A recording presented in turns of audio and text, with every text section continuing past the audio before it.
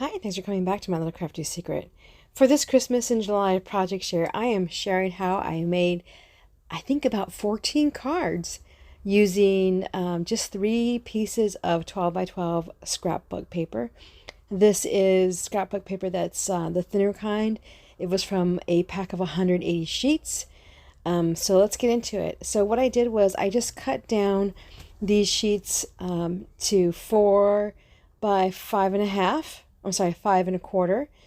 And I didn't take off that portion where like the little hole is. And I was pointing out there's like a little white strip. So I want to use that first. I do that on purpose because I can still use the material or the paper right around the hole. So sometimes I can just work around it and cover it up by putting something on it. And sometimes I have to cut it off. But in any case, I did pull out some dies and I will be cutting that out.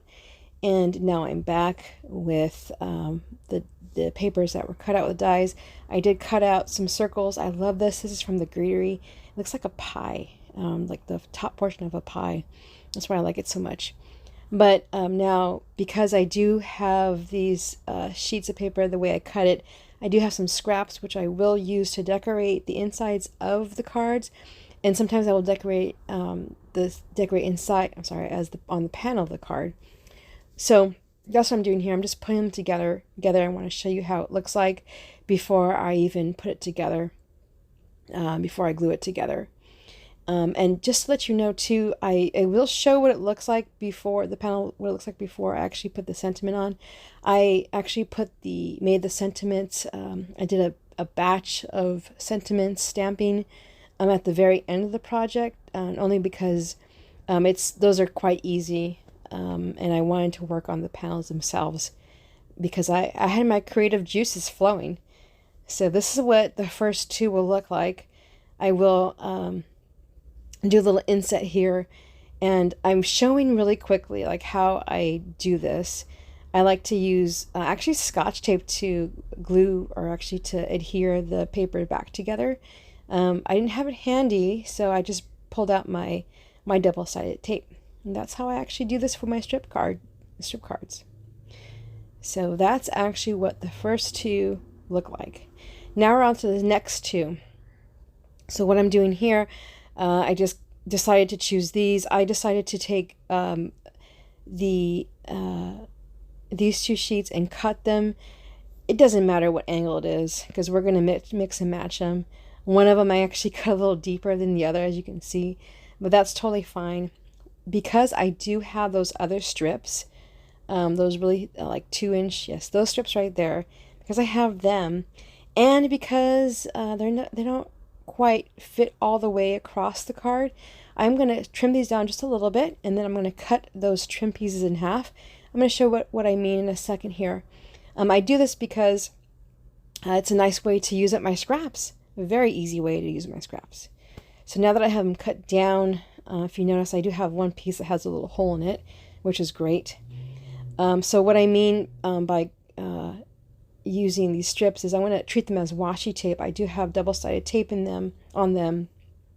At least I will have it. And I'm going to go across that seam and split it. So once I do that, I will take off the double-sided tape and then wrap the strip around the card panel. And I treat it like washi tape. Now, this is exactly what I do when I have washi tape cards or other strip cards that I have, if depending on what I'm making. So I'm adhering it to the card, and an easy way, a quick tip, an easy way to make sure it's straight and not crooked is just line up using another card panel or some straight edge or whatever. And make sure, that's how you make sure that the strip on the other side of the card panel is straight. Sometimes you can get pretty wonky and you can tell that they're not straight at all. So then once that's done, you can just put on your sentiment and there you go. So I actually made 4 of these cards, not 2, I think I previously said. Let's go on to the next few cards. So I wanted to take out these cards, or these panels that I had cut down. And what I'm going to do, I'm going to trim them again. It's going to be very similar to what I did for the other previous 4 cards. I will cut these, the first cut I'll make, it will be about 1.5 inches from the top, and the second cut will be 1.5 inches from the bottom. And then once I do that, then I will cut each of these strips in half, but at a diagonal. So I'm just cutting these right now. I decided to go from the bottom and the top rather than kind of measuring the middle, only because it just makes more sense and easier for me to do, to actually get the measurements right. So now I'm just cutting this in half, but at an angle. And let me show you what it kind of looks like now. Well, yeah, so I did that off camera, the rest of them. So this is what it kind of looks like. What you can do now is just mix and match them. You still will have 3 panels that you can work with. And I like this because it kind of looks like tiger stripes to me. So here they are adhered back together as one panel. I will go ahead and die cut this using a frame because, you know, if you're like me, I actually don't put them together quite evenly. So that die, like having it die cut out, it trims everything nicely. Okay, so on to the next set of cards. I will adhere these together, and then I will trim them out using a die, as you can see there. I was going to use the lighter, like off-white, brownish kind of tan color there. Yeah, I was gonna die cut an oval out and put that use it as a sentiment, but I didn't like the way it came out. I didn't like the way it would look. So I did take that oval piece, those remains there, and I put a white backer behind it. I adhered them both together, and then I put some foam tape because I wanted to do this, as you can see. I thought this would look great. I am going to show you how I stamped the sentiment because I think it's kind of important. I did take this sentiment. I'm using this stamp set.